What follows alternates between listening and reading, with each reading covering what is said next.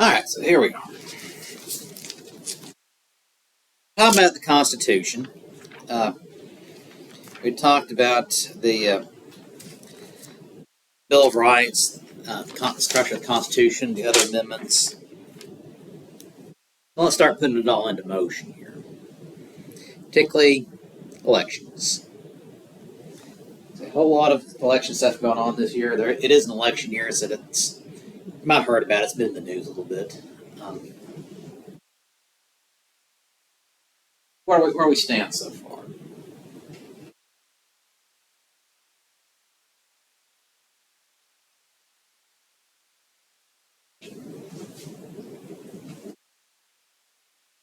Okay. All right. University of Florida. Election lab, election.lab.ufl.edu. Early voting so far. They're showing 5.4 million people voted so far, 3 weeks until the election. Early voting in Arkansas starts next week. Started in Georgia today. A lot of people trying to be first in line, get it all done, taken care of early. They're projecting in Georgia they may have a record for first day early voting. Now, what does that mean for the election? We don't know. Who's showing up, when they're showing up. There's a difference between the early voter and the election day voter. Plus all the disruptions from the storms in North Carolina, Georgia, and Florida. We don't know if that's going to have any effect or not. Yeah. The early voting impact.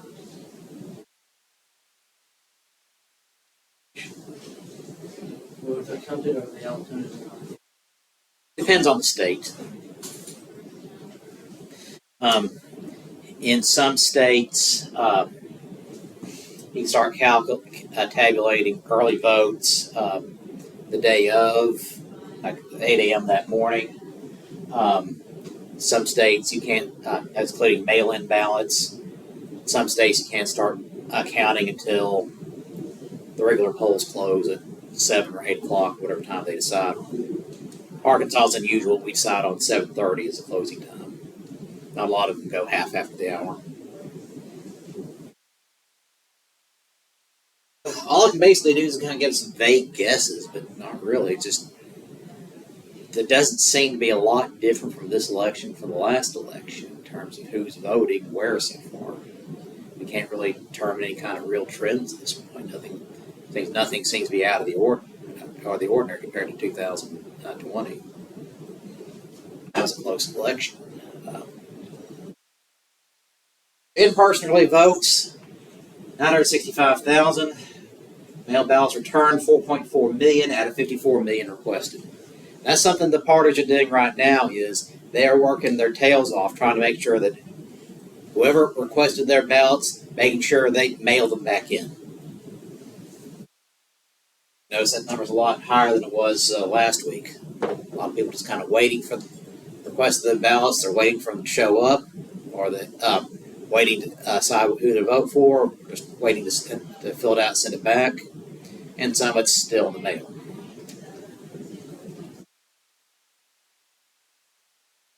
So what you stand so far, Senate tied. Election's still very close. And just a couple of points in all these states. Nevada, Arizona, North Carolina, Georgia, Pennsylvania, Michigan, Wisconsin. Still no polls out of Iowa since September. Was this 4-point just an outlier? Is it a lot closer than this? Is it a lot further spread out? We don't know. No one's really doing any kind of polling on it. And going back to the basic problem is, one, polls are expensive. Two, it's been very hard to find a system where you can get a good random sample of people willing to give honest answers. Because not a lot of people really want to be bothered with these things. A lot of universities, they do, like I said, they do a lot of polling because political science departments, it's a good exercise in seeing how it works, how to conduct a poll, how how to tabulate it, exercise in sampling, statistics, and so forth. And plus, when you release that poll, that's good publicity for the university. Texas just released a poll from the University of Texas Tyler. Like I said, they do a lot of polling. It's a lot of publicity for them. Same thing at the University of Texas at Austin, Hendrix College here in Arkansas. They do a lot of polling. A lot of media outlets. That's what we got so far. So, when you vote, what are the different types of election systems you have?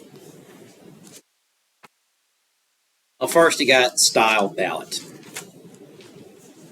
Some are just good old-fashioned paper ballots. You have it in front of you, you mark which one you want, you turn it in, you put it in a little box. That's it. Paper ballots. I'd say it's quick, it's easy, it's up front, but you got a state where you got 6 million people voting. It's kind of difficult to vote, difficult to calculate all those votes. So mail-in ballots in Arkansas, most states, they are paper ballots, which means you have to have 2 people sitting there looking at it, tabulating it, and marking down who voted on what. The thing is, you might think, oh yeah, it's just all these ballots here. You're just thinking, okay, you're thinking just one top line race, president or governor, or whatever. It's not just one ballot on it, one race on the ballot. It could be a couple of dozen races, and you got to add up all of them. And you got to add up all those numbers. And you have an election judge going around watching and making sure you're getting everything right. Optical scan ballots, that's another one. Basically, Scantron machines from a school, same thing. It's the same principle. The companies that make those Scantron machines that make your life miserable with all the testing sheets you fill in the bubble or connect the line or whatever, they also make a lot of money making voting machines. Oh yeah, so that's something that when states and communities are looking to buy new voting equipment, they look for, okay, what is this device you have? Does it have a kind of style ballot that's legal in our state? And plus, what kind of maintenance contract do you have? But yeah, the Scantron ones, those are called optical scan ballots. Use in a lot of states. Problem with optical scan ballots is, yeah, they're paper, nothing wrong with it, but sometimes it has to be done just right. In black ink or pencil, or you have to connect the line exactly across, and not everyone does that. Here.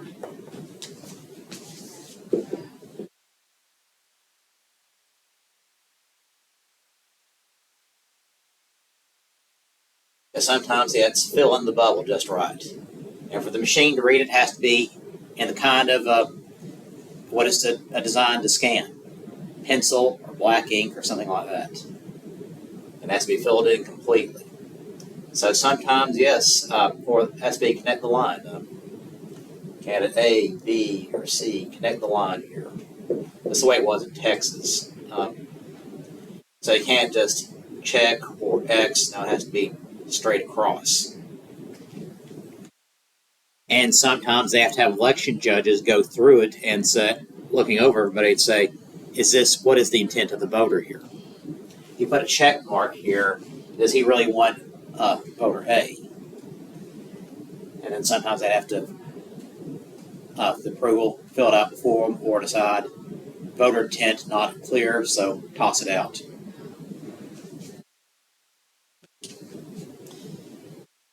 What's that? When that happens, the person who did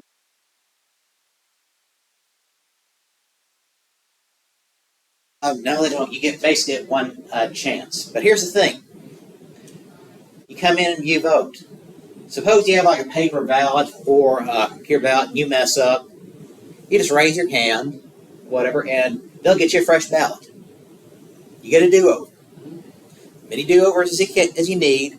until you finally cast your ballot, before you finally place it in that ballot box. Because, yeah, people make mistakes.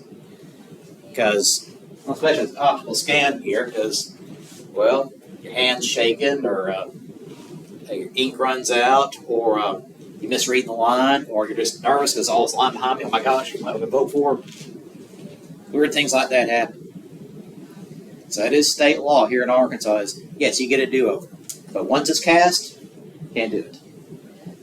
But some states like Arkansas, many other states have what they call a provisional ballot. Suppose there's something wrong with your registration, some kind of confusion over it.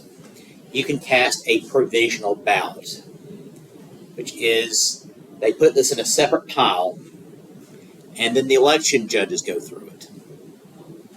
Is everything right on this registration? Is this person really who he says he is? And they go through and make sure everything's okay.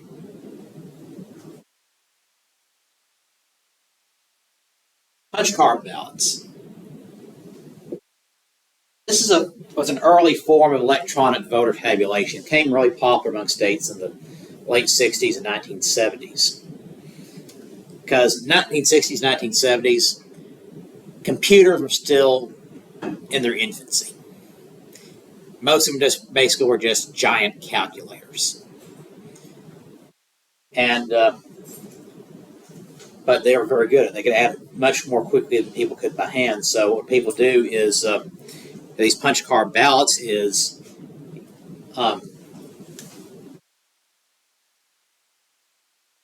they punch a hole for candidate A, B, or C. Punch that through, and it's you put it in the ballot box, and then they feed it into a machine. And the machine would basically scan where the hole's at from that pattern, figure it out from there. Remember, these are still very early primitive computers. Basically, these computers, these old mainframes, they'd line this whole wall here. So they couldn't do a tenth of the job that the phone in your pocket could do. Like say the computer that's recording this lecture, that computer like that was science fiction. But it was good at counting it. So these punch card systems, they punch it right through. But here's the thing. It's basically kind of a little thin piece of cardboard, a very thick paper, and you have to punch the hole out completely. Well, sometimes the hole didn't punch completely. Or if you entered it in wrong. Sometimes be pushing candidate B in and get candidate C. Or you enter the machine that sees that the ballot, the hanging piece of paper, they called it Chad, didn't detach properly, wouldn't count it. And sometimes you're processing these things so fast that the computer can't keep up with it. So that's a problem you'd have with these old systems. That's the problem you had in the 2000 election in Florida. Particularly in some counties, because Florida used kind of a mishmash of different systems. Some larger counties use a punch card ballot. Palm Beach County was the most notorious of them. And the way the ballot was designed was in such a confusing way that there were a lot of people who said they were voting for the wrong, their vote wasn't being calculated properly, that they wanted to vote for Gore when that vote's counted for somebody else. So that's a big part of a whole bunch of lawsuits over that, over the design of the punch card, what voter intent was, how you could determine voter intent in some of these particular counties. And so that election came down to 538 vote margin in Florida. Florida's electoral votes determined by that. And like I say, this Florida Supreme Court said keep counting as long as it takes. But the U.S. Supreme Court stepped in and said, no, stop the recounts. But here's the thing. When it goes down to a recount in any state, requesting the recount has to pay for it. Like something like $1 a ballot. As it depends on different areas. And as you're requesting the recount, you can request that recount from, and since you're paying for it, you can request it from any precinct or any county. As Gore was concerned about just a few areas, he requested just a few counties. Then they kept going, different campaigns kept going back and forth, and then, okay, statewide hand recount of everything. Gore was gaining in those recounts, but sometimes elections that close, those are overturned in a recount. But the Supreme Court said stop the recount. So stopped. Bush was declared the winner because he had that 538 vote margin. But after the election, a group of reporters got together and did their own manual recount of all the votes using 6 different standards. Particular counties, particular standards for reading the punch cards. In 3 of these scenarios, Bush won. 3 others, Gore won. And after that, a lot of states enacted laws saying that if the race is within like 1/2 of a percentage point, then it goes to an automatic recount. Since most of these are tabulated electronically, boy, it must have been a big deal, but then 1/2 a point, because generally if it's election more than 1/2 a point margin, there's no way it's going to be overturned on a recount. Almost never. Something really weird has to have happened for it to be overturned at that point. But if it's just a few votes, even a couple hundred, out of say 1 million, yeah, that can be overturned fairly easily, and they often sometimes are. But punch cards, because of this problem in Florida, they quickly moved those aside and moved more toward some states were already doing, which is electronic voting.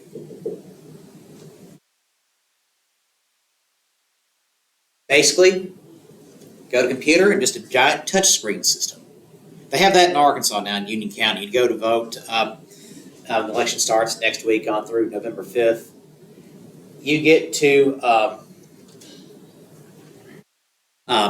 you'll have this computer screen, and you touch on what your which candidate you want to vote for. Then you press get the option to go back and undo everything, change anything. You press a button, says you're ready to cast your vote. Said yes, cast my vote. They'll print off a little paper receipt. The computer will record that. You get a little receipt saying, okay, this is who you voted for, and then you cast that little receipt. It's basically trying to make sure that, yeah, there's a paper trail in case something goes wrong.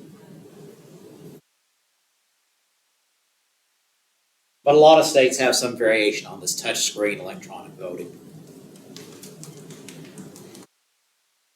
Because for among other things, you have a lot of ballots to cast. You don't want to have to do that by hand. You're going to do it. You want it done as quickly as possible.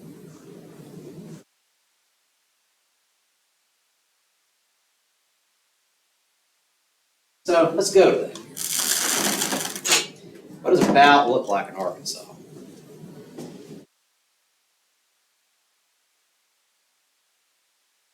This is a 2024 sample ballot here for Benton County. Go to Benton County, they're using an optical scan system. This is an optical scan design, but it could be, you could also adapt this to an electronic screen system, but your ballot would basically look like this. These are the candidates you get choice for president. There are actually your 7 people qualified for the ballot. Green Party, Democrats, Republicans, some minor parties, the American Solidarity Party, I have no idea who they are. They have the right to run. The Prohibition Party, they really not a party. Libertarian Party, it's always a long time a third party. And an independent, Robert F. Kennedy Jr. He's actually dropped out, but he said he didn't want his name taken off the ballot. Okay. But in some states he dropped out too late for his name to be taken off the ballot. Kind of weird. thing. But yeah, notice ballot order. In the primaries in Arkansas, you draw for ballot order. Other states will draw for ballot order for the general election too. Basically, numbered ping pong balls put in a hat, or slips of paper, and you put it in a hat, and you draw. If you represent your campaign, draw the first position, guess what? You're first up. That actually can make the difference of a couple of points.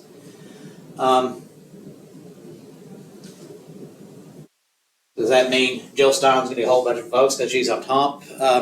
Probably not. But in a lot of elections, especially on these down ballot races, that might. But in Arkansas, generally, in the general election, whichever party won the last governor's elections, that's usually the ballot the party goes to the top of the line. So in Arkansas, in Benton County, they will have an election for state senate, a couple state representative races. It's a big county. State Senate District 34, State Senate 13, which is 33, which is uncontested. State Representative District 8, 10, 11, 12, 13, 14, 15, 16 because it's 17 because it's 18 because remember, Benton County, way up there in northwest Arkansas, a lot of people live up there now. There's a lot of districts, and it's they're not all voting for the same one. It depends on what precinct you live in. What your address is depends on which one of these you'll get to vote for.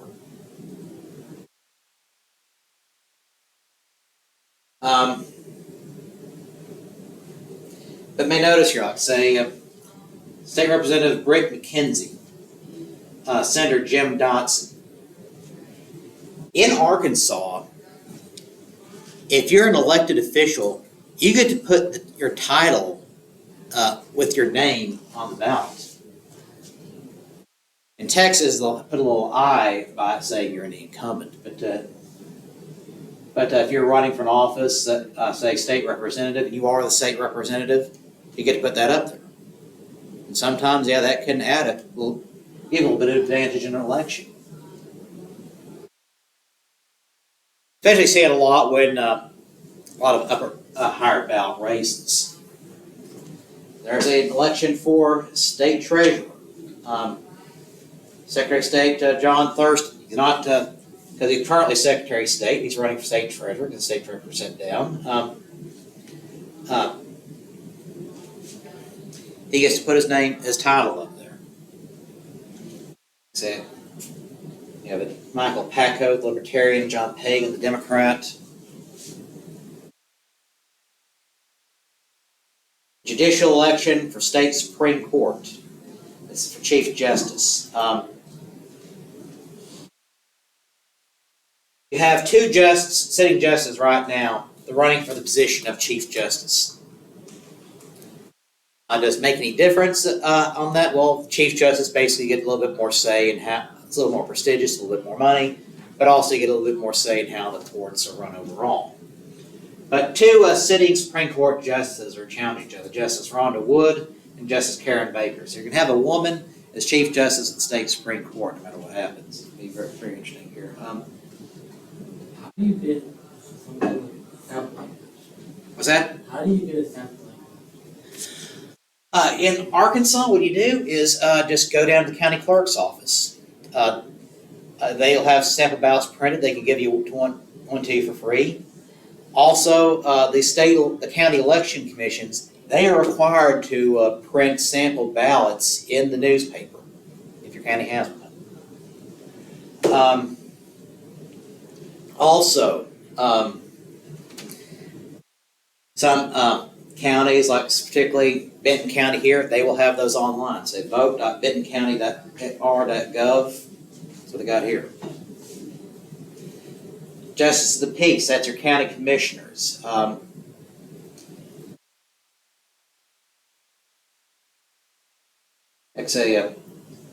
County Commission in Arkansas is called a quorum court, and the members of the quorum court are called a justice of the peace.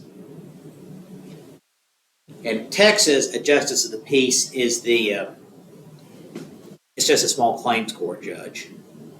But in Arkansas, it's a county commissioner. It's a legislative office, not a judicial office. But a justice of the peace, though, in Arkansas, does have the power to conduct marriages. And if you've been a justice of the peace for 20 years and you step down from the your quorum court, legally you still can't marry people in the state of Arkansas. That's when somebody get married, they just go up to the courthouse, they just find the justice of the peace, the county judge, or a sitting county commissioner. That's in Arkansas. It's not the way it is in Texas or not of the police juries in Louisiana. Yeah, 3, 4, 5, 7, 8, 10, 11, 14, and 15. Those are justice of the peace positions up. They're challenged either by Democrats, so except for District 15, you got a Libertarian challenging the Republican.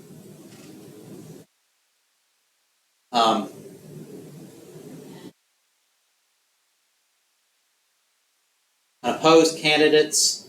Some of you don't have any candidates, so just vote for all unopposed candidates. Basically, they've won anyway.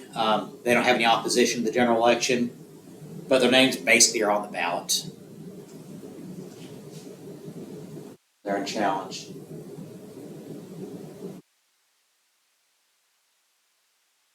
In Arkansas, the law is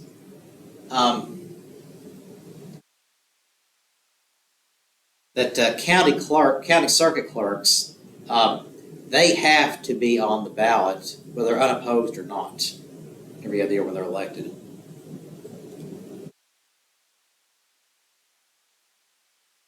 City election, city of Bella Vista. For one, you got 4 people you can vote for one. Councilman Jerry Snow up against those 3 challengers. Ward 2, you have 2 challengers. Jeremy Bridges, no relation. That's not I know of. 3, council member, again, they drew for ballot order. Here, Doug got 3rd position. City of Bentonville, Mayor Stephanie Orman is challenged by Steve Galen. City Attorney, Bentonville, 2 men challenging for that. And the other city council elections in the area. Elm Springs, that's where my uncle lives.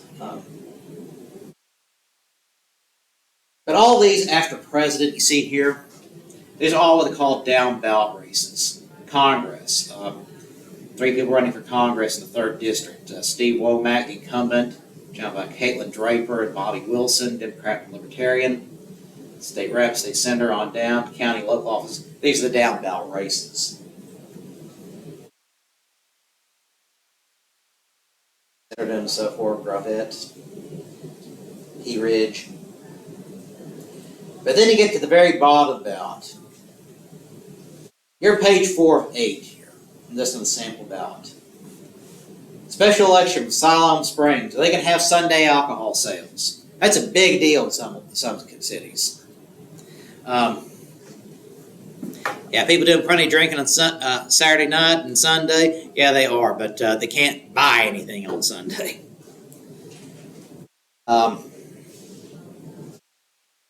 Like I say, some counties are wet. That is, they have, you can buy beer, wine, hard liquor, and then you have a wet. That's called wet dry election. What you are allowed to sell. Then the Sunday sales election. When are you allowed to sell it?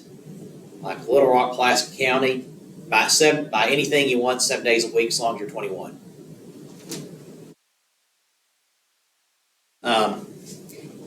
Union County is what they call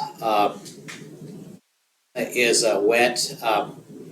Actually, you can buy beer, wine, heavy liquors, but you're restricted a little bit where you can buy hard liquor. Like so, you go to Louisiana, Monroe, yeah, they're selling Jack Daniel off the shelf at Walmart, but here they're not going to do that in Union County.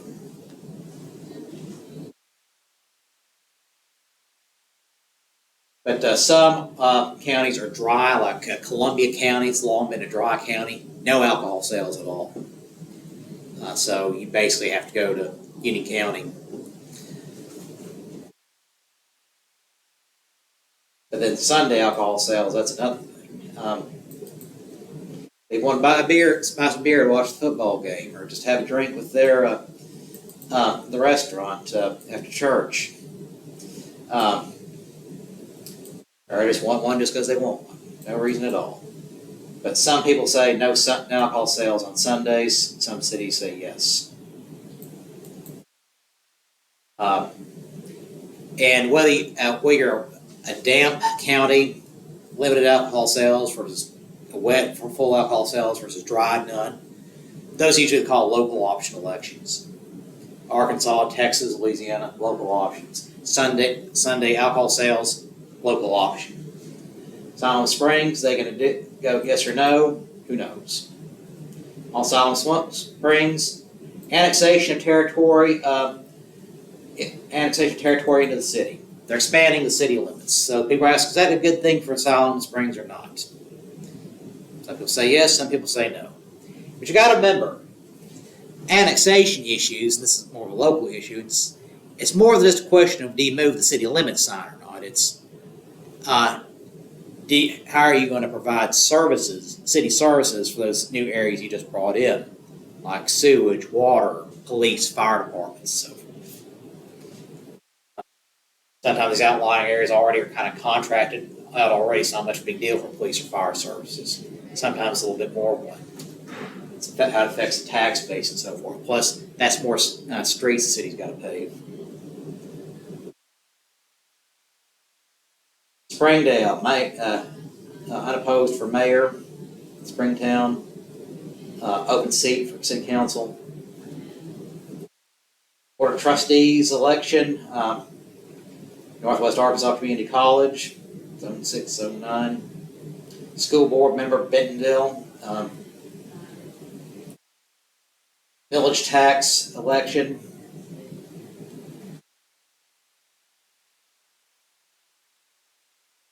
And then finally get down to the very bottom here. The state ballot issues. Issue number 1. Now, what happened here, issue referred to the people by the General Assembly. Now, this election here, particular election here, is in Arkansas, to pass a constitutional amendment, you can, the state legislature could vote with a 2/3 majority to have it on the ballot for people to approve, or the people can get a petition together and ask to be put on directly. Now, there are two ways you can do that in Arkansas. Either put a law on the ballot saying it's this, or put a constitutional ballot, amendment ballot on the issue. The signature requirements, though, are different. You have very limited time which you can collect those signatures, but that's referred by the state legislature. This one, lottery proceeds may be used to fund or provide scholarships and grants to Arkansas citizens enrolled in vocational technical schools and technical institutes. Originally, it's just for community colleges and university students. They're saying people were in public community college trade programs can be eligible for lottery scholarships.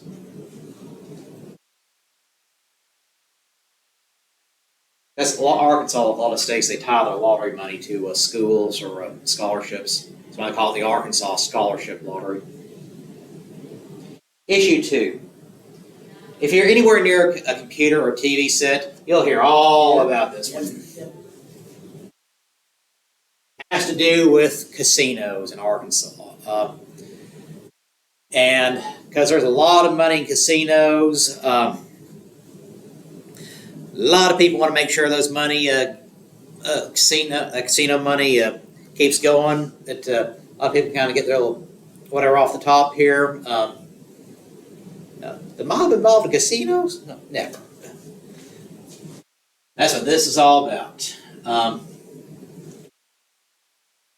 One thing it provides for making sure that if your county votes for that if a casino is opened in your county, The people have to vote to approve it. It's very common in a lot of areas. Also, it has to do with casino licensing and so forth. It's a very complicated question.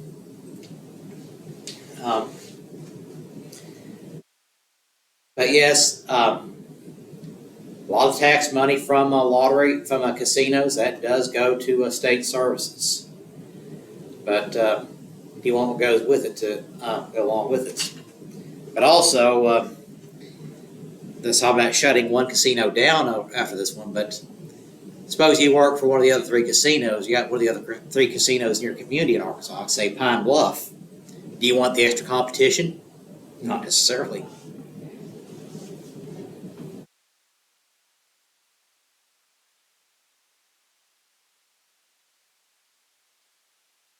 In Arkansas, a few years ago.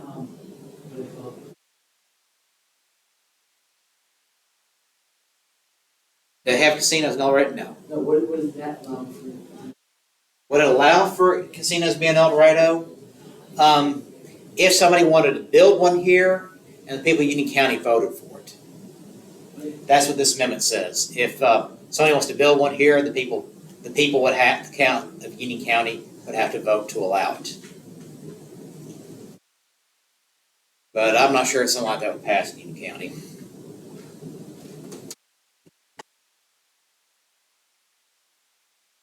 So there's one in Hot Springs, been there for a long time. For many years, Hot Springs, Garland County was the exception of who could actually have a horse track where you could bet on the horses. A huge racetrack. Yeah. Very famous. It's right across the street from First Baptist Church, Hot Springs. Yeah. So don't you know there's a lot of people peering out those pews, those windows on Sunday saying, "Please God, number 6." A lot of guilt money went into that church. I know a guy who's a professor, whose father-in-law was a preacher in Hot Springs back in the 50s and 60s. And one day, a good Baptist preacher gave his sermon on the evils of gambling, corruption and sin behind it.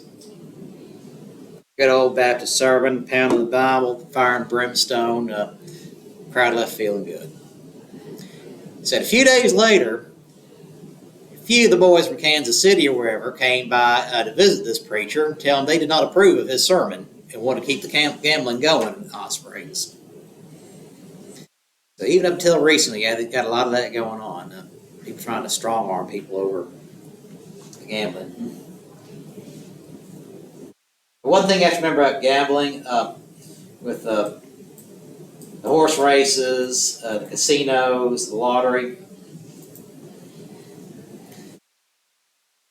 Math professor once explained, put it this way, it's a tax on the mathematically stupid.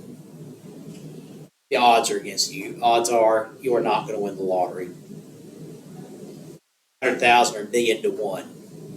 You going to be that million to 1? Probably not.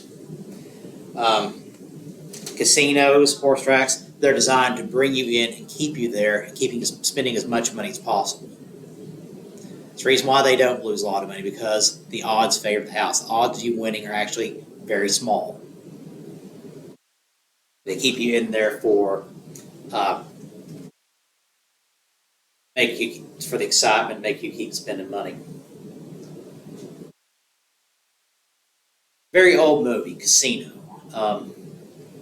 About 20 years old by now. Very based on a true story of gamblers and how they kind of got started there in Los Angeles in the 60s and 70s. Good movie, I recommend it. If you like gangster movies. That's issue 2. Issue 3. Amendment proposed by the Petition of the People. Medical Marijuana Amendment 2024. Been a lot of amendments trying to legalize marijuana in the state. This was one of those that was approved by a petition. Just like Amendment 2 was proposed by the people. The thing is, in Arkansas, you have to be very specific in these amendments and these laws you put on the ballot. Basically, you have to put the entire law on the ballot. Sometimes that can be a couple pages. But they're trying to say, do you want medical marijuana or not? Just for medicinal purposes, officially and unofficially. But that's the question. Yeah, got to be at least 21, though. Okay. And that's it. There are a few that have tried to make the ballot, but they're struck down by the court or the Secretary of State, said not enough signatures or whatever. That's it. That's the ballot in Arkansas. That's what it looks like. That's what it'll look like, at least for Benton County. See, that takes a little bit of time.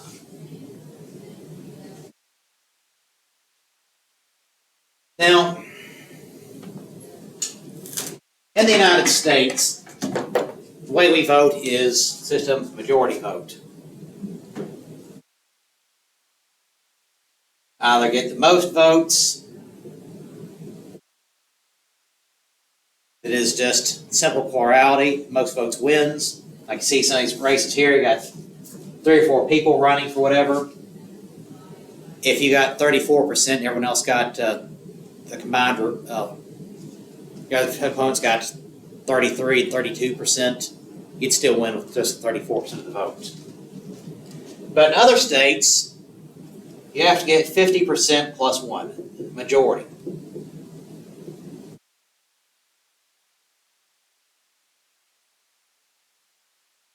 Majority. So if you do not get a majority, either in Arkansas, if you don't get a majority of the primary, you go to a runoff election. It's called the second primary. But in Georgia, say you don't, but in Arkansas, it's just who gets the majority wins the end. But in Georgia, you have to get a majority.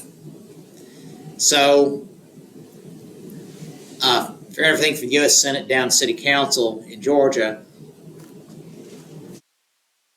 the top 2 candidates go to a runoff a couple weeks later, and then it's head-to-head, 50 for who gets the majority, 50% plus 1.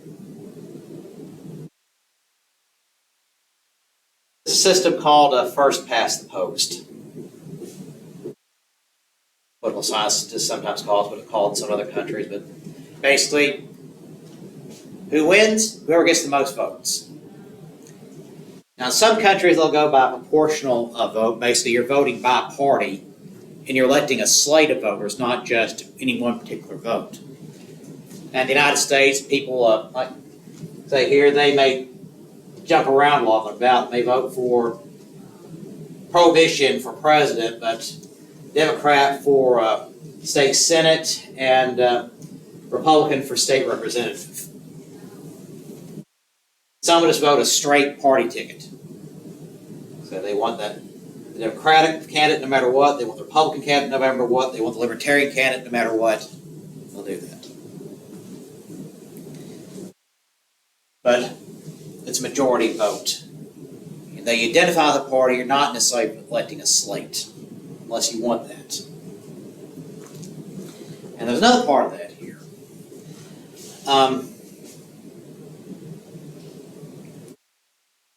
How you determine who your candidates are sometimes.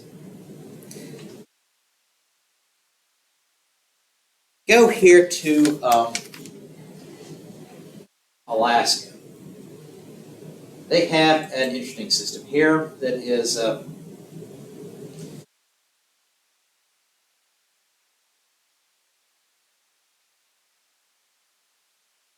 elections.alaska.gov.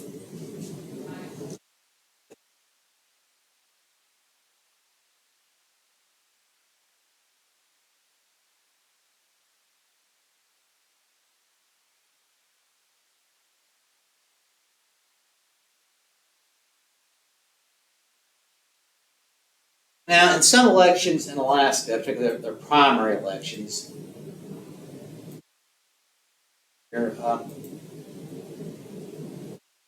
so they'll have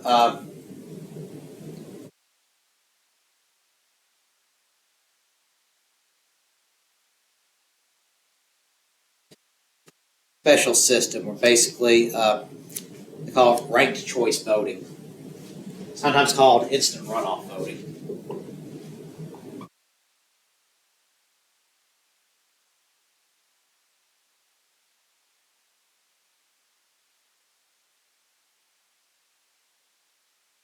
Slight difference between the two here, but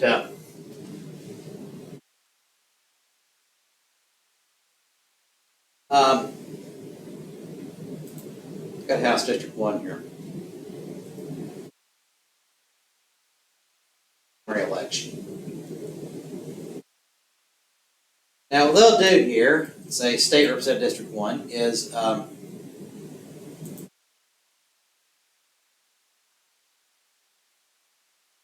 you will have your candidates here, in this case for U.S. Representative. And they'll go with the top 4 vote getters. Vote for 1. And here's State Representative 1, vote for 1. So that's the primary ballot.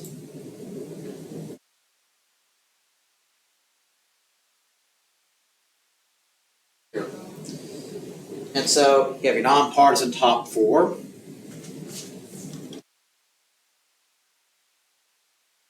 Now your general election ballot, say State Representative District 1. This is what it would look like. First, fourth, fifth vote, option for write-in even, if he's registered. Now, in Alaska, it's ranked choice. Each House district gets its own ballot. Candidates for State Representative are listed in a random alphabetical order determined by the division.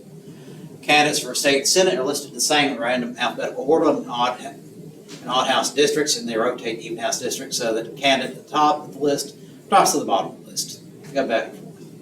All their candidates begin in alphabetical order in House District 1 and rotate from there. Now, how to mark your ranked choice ballot in Alaska. Fill in only one oval per candidate in each column. You do not have to rank all the candidates. Your second choice only counts if the first choice candidate is eliminated.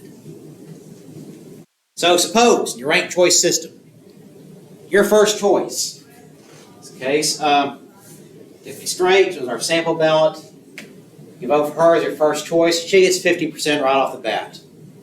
No more voting. That's it.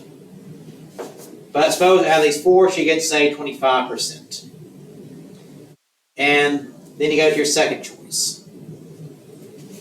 First round of voting, the one with the least number of votes, they're eliminated. Say Tiffany comes in 4th in the first round of voting. For ranked choice, she's dropped out. It goes to these remaining 3. Edna Mode is eliminated in the second round, so it goes to the top 2 candidates. Mac Ellen versus Larry Doe. And keep that up until you get the majority. So yes, you get to vote. You get to vote for multiple candidates. The idea is, yeah, I really like these guys, but I'm going to vote in order of preference. You fill out your oval completely, and you go from there.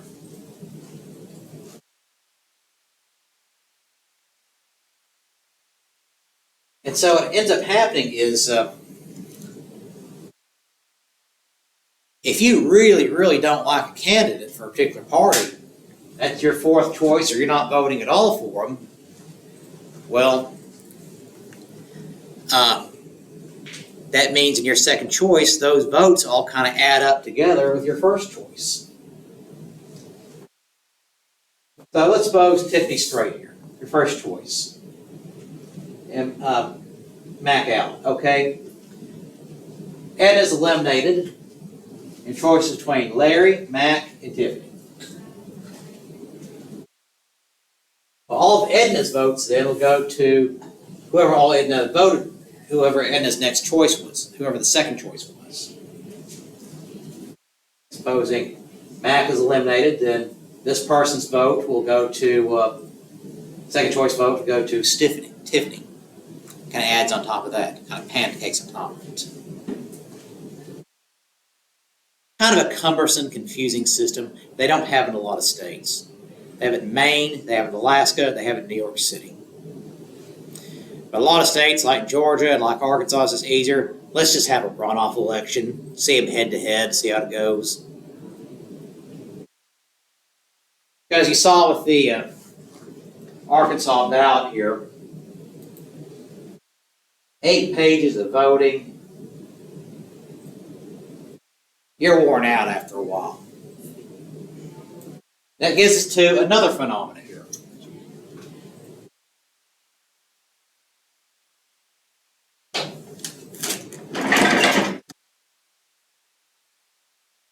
Overvote versus undervote. You have that top line ballot issue. That's what's getting everybody's attention. You see the commercial people running for Congress, Senate, or governor. You see them for a month, you're sick of them, but you know exactly who they are. You're excited about them, or you're so disgusted about them, say, I'm voting just so I can get him out, or I love this person, I'm going to crawl through broken glass to vote for him. And so you go in, you vote. You vote for the guy you want. But then you got all these other ones here. You have no idea who some of these others are. You have no idea what justice of the peace is. You have no idea who these people are for city council. You have no idea what your county clerk does. So what do people usually do in that situation? They have no idea who they are or they're voting for. So what do? They don't vote. Or sometimes, I just cast my vote for president, that's all I care about. And cast your vote, turn it in, nothing else. That is what's called, all those people who aren't voted for beneath that is called an undervote. That drop off in balance. Okay, I voted for president, I voted for Congress, I voted for state treasurer, state senate, state representative. It's 1 page of voting. You'll have fewer and fewer with each race down the ballot of people voting. This happens in every election almost. Not everyone votes for every race. They vote for the 1 or 2 they really like or are interested in or just get the top of their attention. They get bored. A lot of them get bored after that. So there is a drop off after the top of the ballot. That's called an undervote. And basically you get these top line candidates, just, president, governor, and just, I don't know, I just don't care about any of the others. But sometimes the candidates at the top of the ballot, everyone's so mad at them that they get more, sometimes, like I said, the number of votes on top of the undervote, that's called the overvote. That can be a critical part of the election sometimes. How many people actually stay to vote to the bottom of the ballot? That's one reason why you should vote, even if you don't like all the candidates on the ballot. Even if you don't know who these people are or don't need the races, there's still important ballot questions at the bottom you need to vote for. You can cast a blank ballot. That is your right as a protest. I don't like any of these things. I don't like the system. I don't like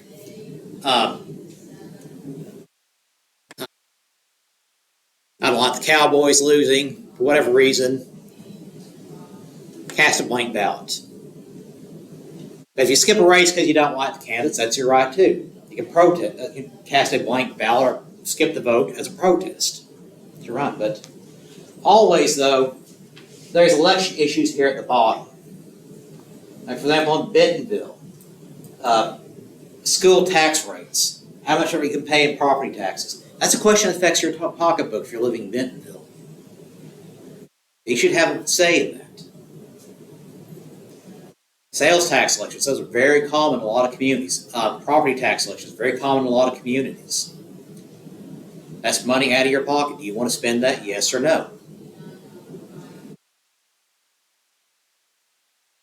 These different constitutional amendments. Maybe seem like something minor like lotteries or pari-mutuel casino betting in Polk County, Arkansas. That's so important to people down in Chico County. Medical marijuana could be an issue you're interested in. But these issues here, they have effects far beyond this one election. It's something you should vote for. You should at least make your voice heard. So you should try to go all the way down to the bottom. But yes, the people here at the bottom of the ballot, these down ballot races, not as many people voting for Mayor of Rogers as we voting for President of the City of Rogers.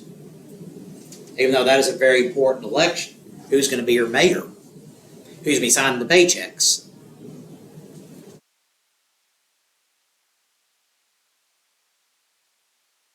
Versus whoever wins the presidential election, they're going to have to look on a map to see where Rogers, Arkansas is. Let's be fair. If you're in Washington, D.C., and you're flying all over the world, you probably don't know where Siloam Springs, Arkansas is right off the top of your head. It's just in Arkansas somewhere. It have like over top. Yeah, overvotes. Could it also be where like you see two people that one person you really don't like, so you and one person, and you'll see the other people you don't know. Yeah. Could name recognition make like, well, I don't know any of these people, so I guess I vote for this person because Yeah. Sometimes because you don't know the name, you don't vote for somebody. Or sometimes it's because I like the sound of the name. It's not necessarily something that makes sense. You see all these names here, I also have no idea what they do. You're voting Texas, you're voting for Justice of the Peace, Constable. What does a constable do? What's a comptroller do? I don't know. The comptroller actually they're basically an auditor. Constable is a court officer. But yeah, you can have these situations. I like them both. I'm voting for everybody. Because I may show up drunk. Okay. That does happen. That's an overvote. In which case, your vote for president is thrown out. You're voting for one here. Okay. Those are counted. But generally you have people say, voting for this guy, skipping this one, voting for this one, voting for this one, and skip this one. That's your undervote. Can make a difference.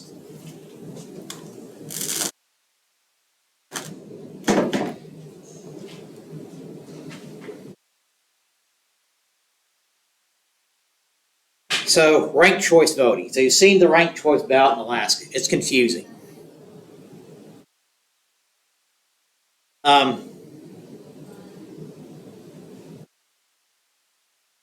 So under this system of the ranked choice voting you have in Alaska, it is possible the candidate with the second highest or even third highest number of votes on the first choice could win based on the second choice. This Tiffany here could be third place here, but she's everybody's second choice because everybody likes her, but not enough to vote for her first round, but she wins because everybody voted for her for her second choice. She wins. It happens, yeah. That's how a Democrat got elected to Congress in Alaska. She was likable enough, she had a lot of support, but the Republicans were divided among each other. Republican candidates hated each other. Like 3 Republicans she's running against. They split up that vote. Some hated each other enough that they ended up voting for her for their second choice. Guess what? She wins. That little congressional district, 2nd District of Maine, ranked choice voting. Got one because he won on the second choice. So with this system, it's done at one time. Another thing here in Alaska. In some communities, you have a very large immigrant population or a very large native population, people who don't necessarily speak English. So they will print ballots in multiple languages. Texas, you can request a Spanish language ballot, for example. In Arizona, you can have ballots in different Native American languages, Navajo and so forth, and Spanish and English.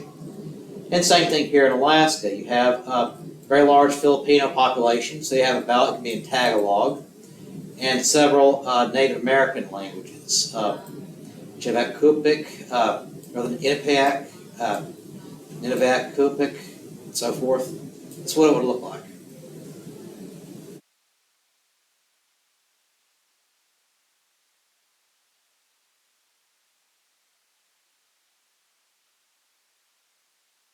And they're Native American languages. Except no literal translation for Kennedy or Stein or Harris or Trump into those languages, but they're proper nouns, so they would don't necessarily need a translation.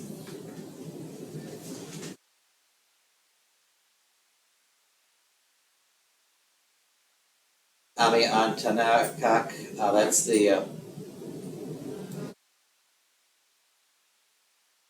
spell. These are the instructions, how they're written. Same kind of odd to English speakers, but that is their language. But English language probably seems kind of strange to the native speakers. It's just depending on what you're used to. But you got to understand also,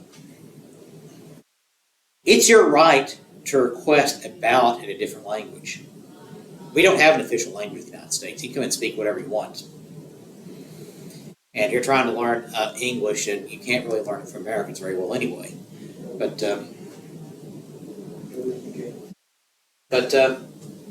you have the right to request a ballot in another language, one you can read, speak, and understand. And that's what they're doing here in Alaska.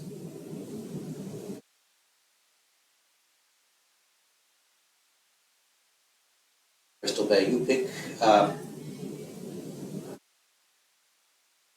Tagalog. So they speak the Philippines, a large Philippine population there. Very heavy Spanish influence in it. Spanish rule for so long, but that's what it would look like. Vote for Congress, state representative, etc. Because ballot requirements are different in different states. That's why you have different candidates here in Alaska than you see in Arkansas. New York has very strict requirements, so there actually can only be two candidates on the ballot in New York, Harris and Trump.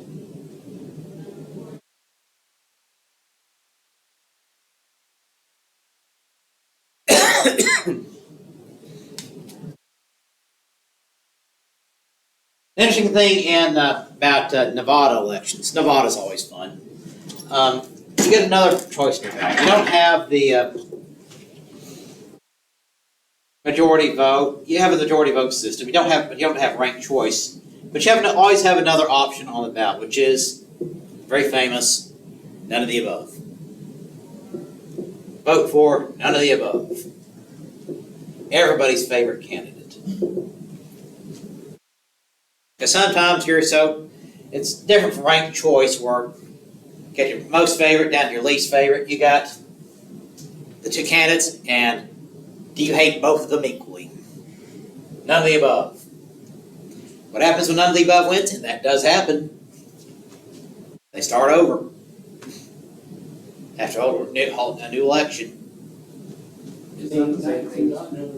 What's that? None of the above is counted as like a regular candidate, but if none of the above wins, basically they have to hold a new election.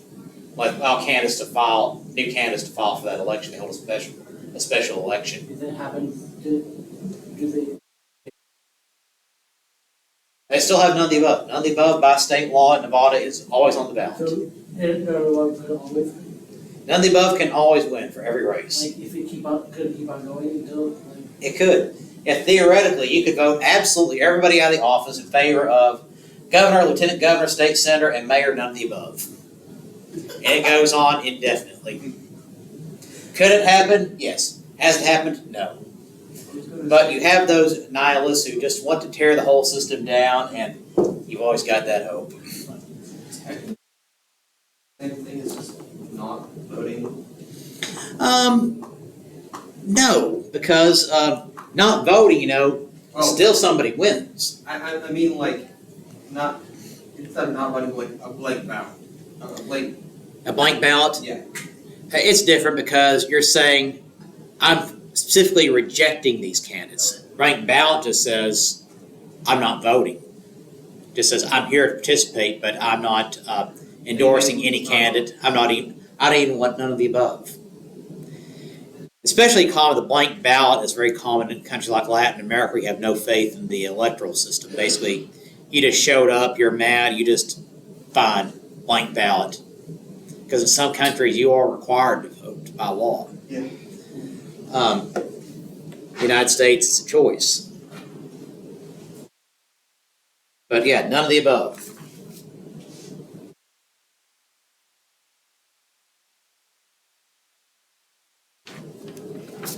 So, that's some of the weird things you have. But yes, by law in states, you have the counting process. Both parties can have representatives in the counting room, observing the counting. That is the law in most states. You have Democrat and Republican watching, make sure no shenanigans are happening. When you're counting late absentee ballots or challenged ballots or provisional ballots,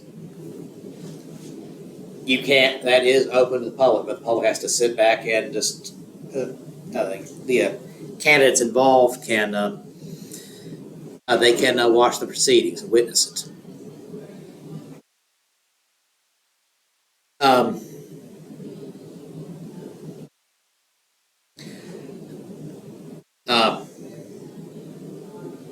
And if something goes wrong with the balloting, yes, you can sue, but you actually have to have a case. The burden of proof in an election ballot dispute election, the burden of proof is on whoever's challenging the election. So you can't just file 100 lawsuits to stop the voting. Can't do it because what you do in some states, you file nuisance lawsuits that have no merit just to slow everything down. You get disbarred. You have to show some kind of proof that something was wrong with the voting. You have to show that evidence. That burden of proof is on you. And what are the remedies in this case? They can request a recount. But you pay for it at your expense. You can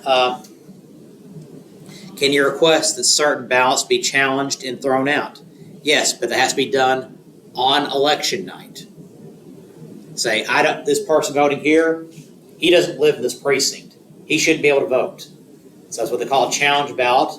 And they go to the election judge and say, no, he's lived here for 30 years. He's a registered voter. He's fine. Challenge dismissed. Challenge ballots are very rarely upheld. Well, that's it. But then you get really into the meat and potatoes of how things are counted and everything goes from there. Anyway, that's it for now. We'll talk more about elections next time. Talk about them in other countries. They're fun with elections. All right. Have a great day.